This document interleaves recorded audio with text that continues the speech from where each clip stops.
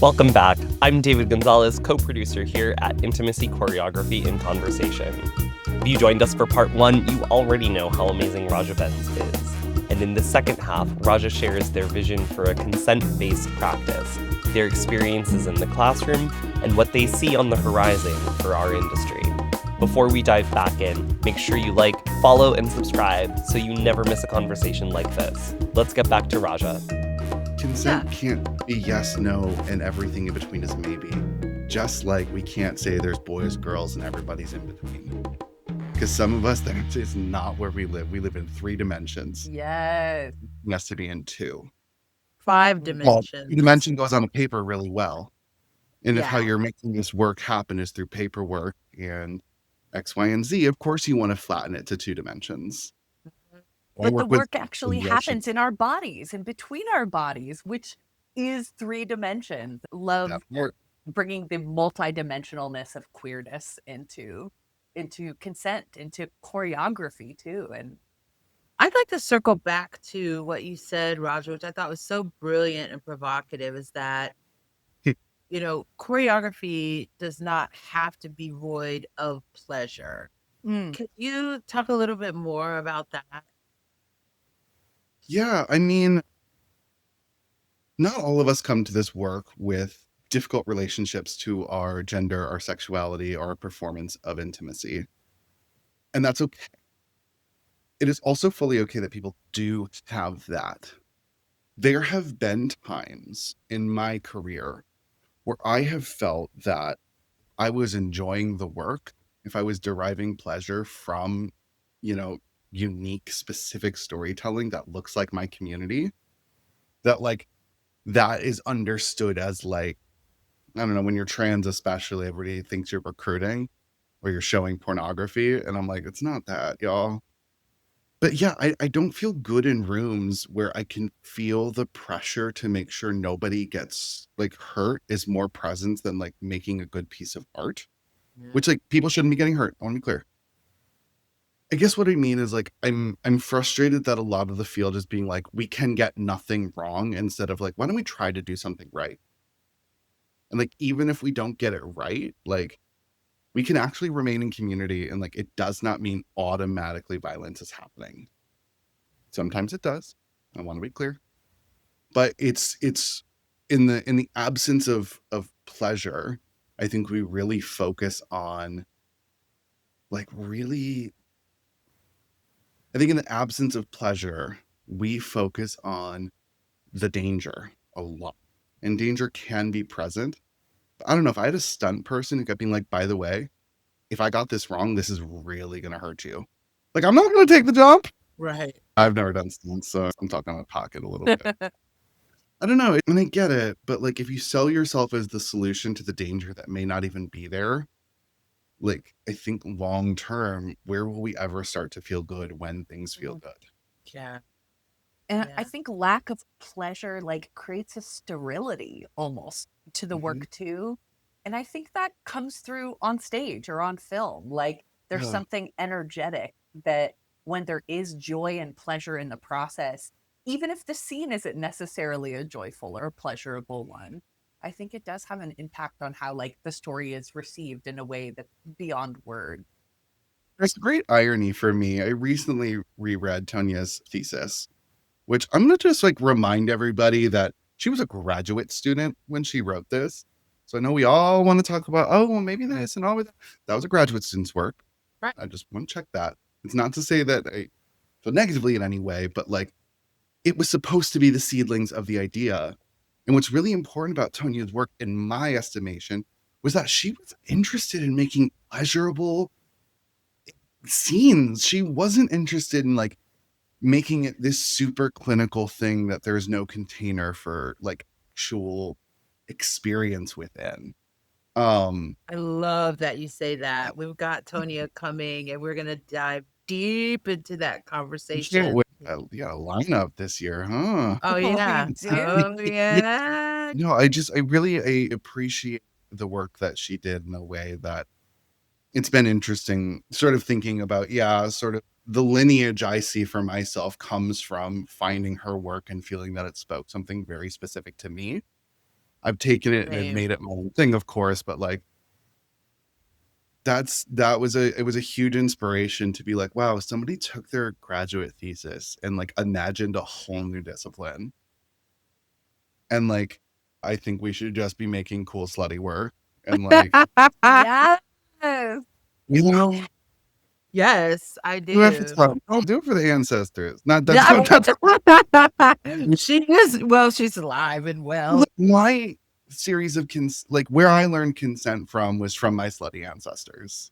Right. Like when you come from like leather and kink communities, like you are taught about like approaches to negotiating consent.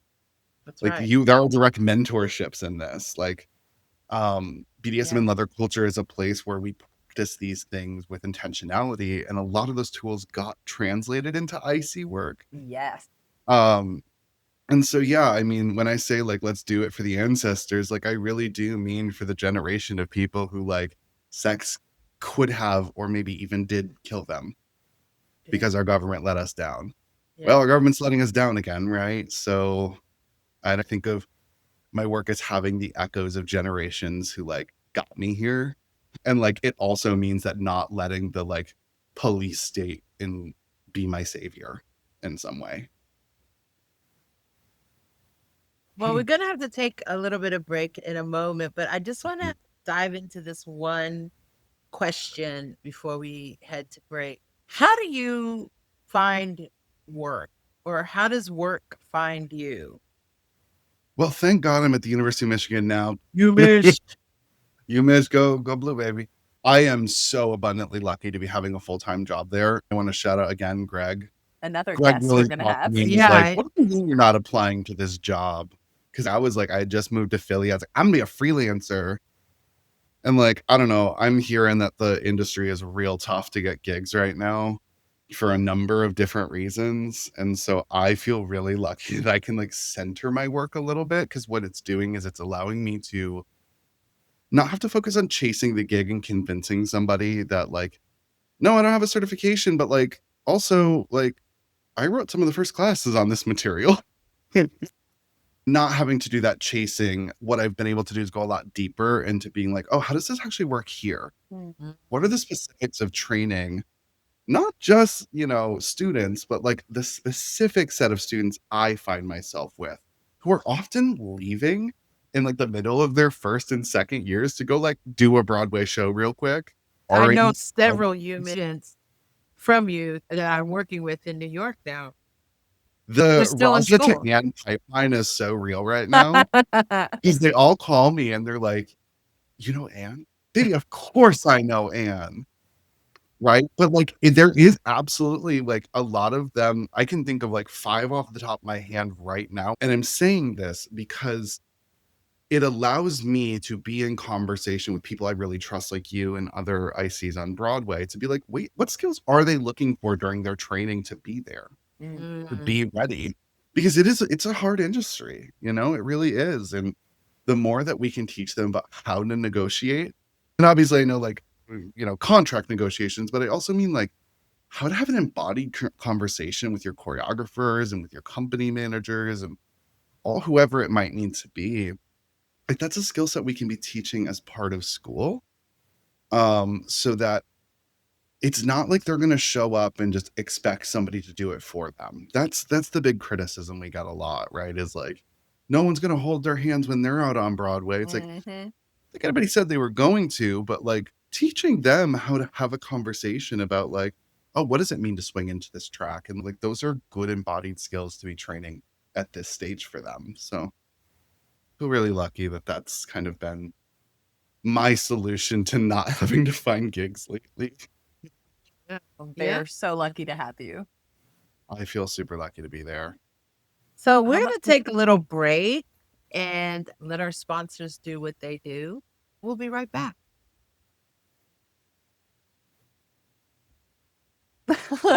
We will. The University of Michigan. I'm trying to get Audible on board. All right, welcome.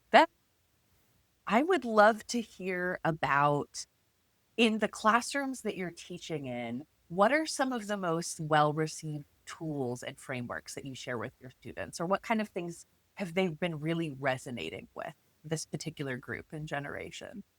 Yeah, it took them a while to not think that I had answers that they didn't, because they're taught to sort of trust their educators and like, theoretically I should be good at this, right? But teaching them how, it's a little bit like giving a man a fish versus teaching him how to fish, where like Mhm. there was a while where they would come to me with interpersonal conflict pretty regularly. Mm. So and so did this and I didn't like it. And so I for a while was like, why do they think of me as like interpersonal, like checkbox, like put it in the complaint box? And I kept investigating that and I was like, oh, that's right. Like they are at the stage where they have these big feelings and they want to know what tools they have. Mm. And I had to sort of at some point be like, hey, so I'm not going to have that conversation for you. What I'd love to do is encourage you to have that. If you feel that can't happen, I can help you find some mediation that can help you find that. But I think that we think of consent as sometimes like only being in the disagreement. And like sometimes we're in disagreement and we do have to move forward. And so the biggest skill I'm watching my students really develop over time is recognizing like who can help them for what, Mm. and how do I navigate like, and like so I serve more as like a navigation support, as like, oh, you're experiencing this thing, here are all the wonderful resources we have for that, as opposed to like the consent person fixes things for me. Yeah. Because like I get it, it is really easy to go like, oh well, I don't consent because this doesn't work. And I'm like, I hear you, I see why you came to me, but I can't go tell the director he's being a meanie because he told you to be quiet. Mm. I can practice like, hey, when you talk to me that way, it became complicated to learn from you. Mm. Right? That is a skill that, yeah, there are power dynamics. Of course there are. But I'm not going to fool myself and pretend that I'm going to like make those power dynamics go away. Right. These people are still going to be the faculty and you're still going to be the students. And they're still going to give you a grade. Right? And that relationship is still there. We don't want to keep that in mind, but like I can give you support more than doing your bidding for you. And I think that some of the language around being actor advocates is maybe accidentally signaled that we are often doing their bidding for them. And in high stakes negotiations and writers and things like that, yes, that makes sense. That also gives them autonomy and the chance to practice that in this like supported container, which is Mhm. one of the most incredible skills they can have leaving with, knowing that, oh, Mhm. I have options. I have tools and language and ways that I can approach this. I think of it as if an embodied form of learning, like they should be pushing the boundaries a little bit and like learning where the power lies. When I see that come up in school, I think of it as like that's embodied learning. And like, thank God they have me to guide that inquiry and that learning, even if it doesn't feel as normal, like the same kind of learning as like sitting in the desk and writing down the music theory. This is an embodied way of being like, oh, okay, I can do this. Yeah. Yeah. And I think that's really like preparing them for the future of the industry that we're all hoping for, where it's like they have agency and autonomy and they have each other's backs and they have this Mhm. language, but they're also not expecting, ICs or IDs to be the cast therapist. It's so important to, when we're in these rooms, to not be set up as the guru or not be set up as this person that has all the answers. And what you're talking about at the university level is giving these students an opportunity to really stand out on the precipice of their boundaries and to Mm. look over the edge and see if they can move forward into more power, more strength, more questioning, working with their faculty to get to a place where they feel strong and that they feel like they can bring forward their best work. These kids are, yeah, these students or these young people, these young professionals are coming out with way more skill set than I as I came out, as I moved into the professional world. So we need more people like you at the university level, really not standing in as these gurus, but standing in as people who can help students get out of their own way and find their own power and their own tools to deal with an industry that is not quite used to that. Yeah.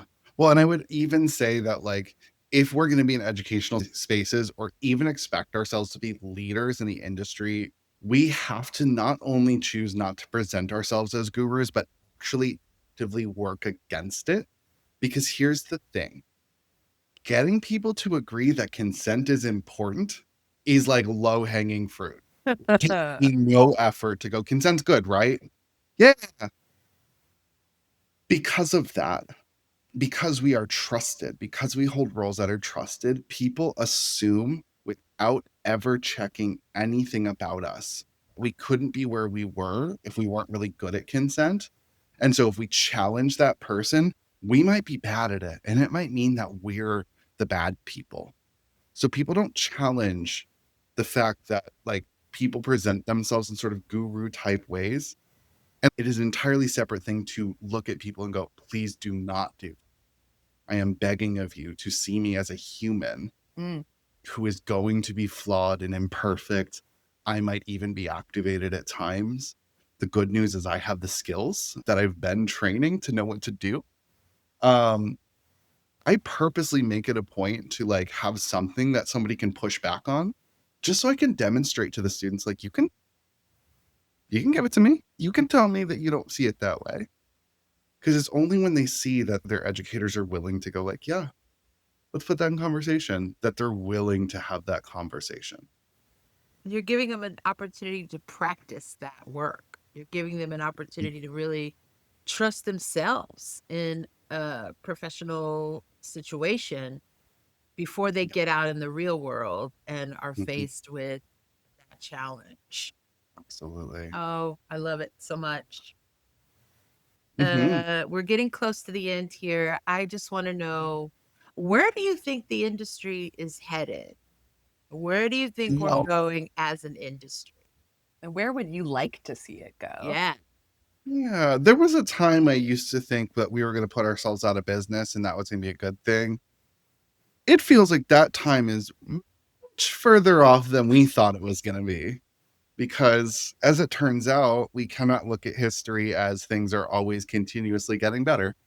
It's easy. The American story, right, tells us that, you know, over a series of time, people's hearts were changed and they became better, you know, less racist, XYZ. But the world tells me that that is not what's happening. So where do I see the work going? I see the work going in the direction of consent-based practice. I think the term intimacy is actually becoming quite misleading because while it does cover some of what we do, I'm so much more interested in consent as a practice that can be multifaceted across a wider scope in the production process. And so, like, I'm sort of taking the word intimacy out of what I do pretty heavily.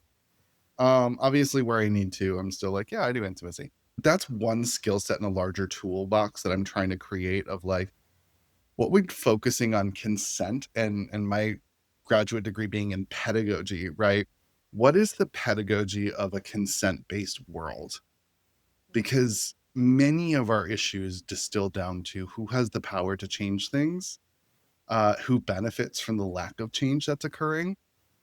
And so for me, arts can be a practice where we actually really figure out, what does it mean to have to be in community with another person?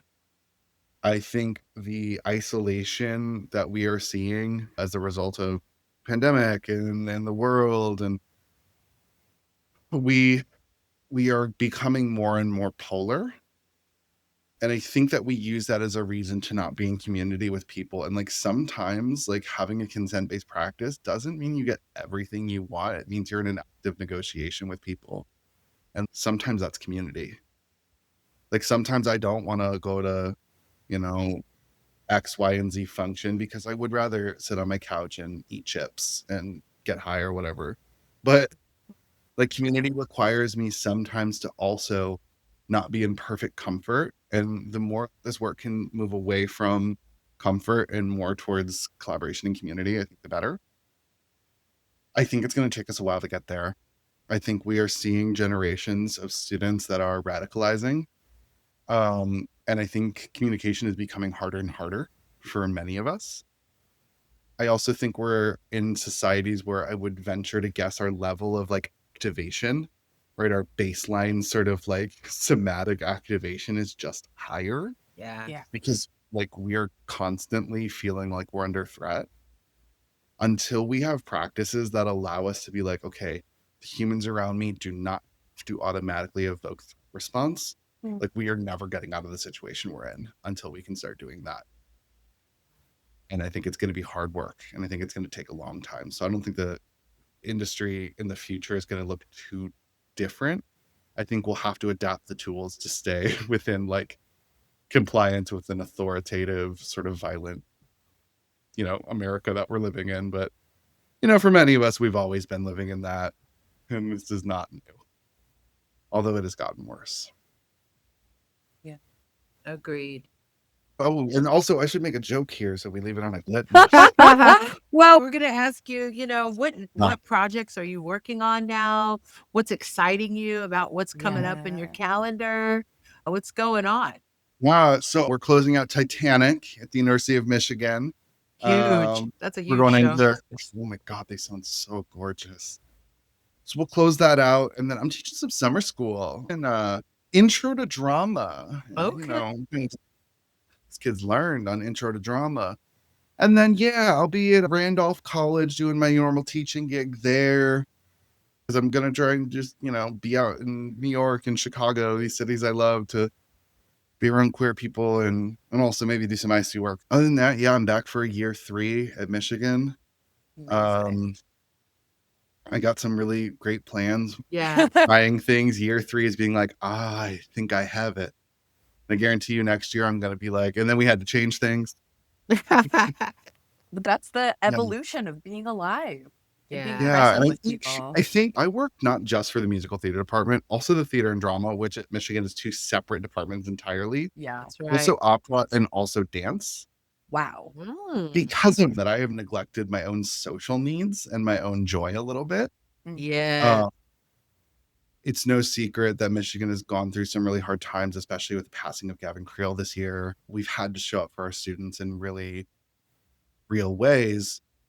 I cannot say I was the best model at times where I didn't choose to work a little harder and like take that 16-hour day, because like making friends in your 30s is hard. And I moved to a state where I don't know anybody. And so I think this summer, I really want to also just focus on like being in joy, being in community. The people I love are all over the country. Because I have the opportunity to maybe go travel to them, see them, I just got to focus on that and be a human for a little bit. Like this work, it will ask you the irony of this work, right? But the systems sometimes ask us to not do that for ourselves so we can take out with others. So pour into yourself. Right.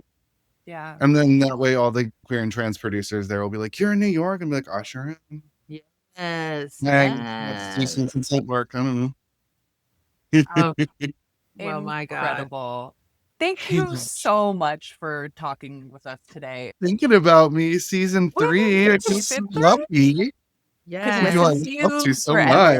100% been a joy talking with you, Raja. And this isn't the end. We will have links to all that you're doing, your bio, everything on our socials. And we are absolutely behind your ideology and lifting you up and appreciating where you are. Hey, maybe you could let us know where people can follow you, if that's consensual or not. Yeah, absolutely. Yeah, I've hidden some of my socials because, the right wing is attacking. But find me on Instagram, raja.in.rehearsal, Raja in rehearsal. That's going to be where you can find me on the Instagram, which will get you anywhere else you need to be. RajaBenz.com is sometimes working if I remember to pay my Squarespace. I might let it go because, if I need people always being able to find me as easily. But so RajaBenz.com, Raja in Rehearsal. I want to hear for some people, you know? Yes. And we're just reminding readers, that it's being kind is free. And then if you want engaging with any of our guests, to lead with kindness. Listeners and watchers, thank you Listeners, so readers, much. it's all going through here. Yeah, you're all adored. Thank you, Raja. Thanks, Thank you. You guys Raja. are the best. Hey. Hey.